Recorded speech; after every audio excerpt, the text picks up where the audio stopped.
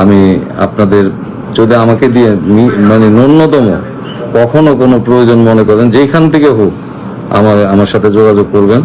আর আমি তো আপনাদের সাথে সবসময় যোগাযোগ রাখার চেষ্টা করি। আর আমার ফেসবুক আইডি এইটাই আমার একমাত্র আইডি।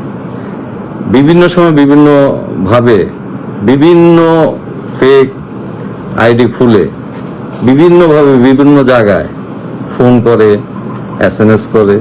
তাই আমি অনুরোধ করব ওদের আইডিগুলো, এই আইডি ছাড়া আমার কোনো আইডি নেই।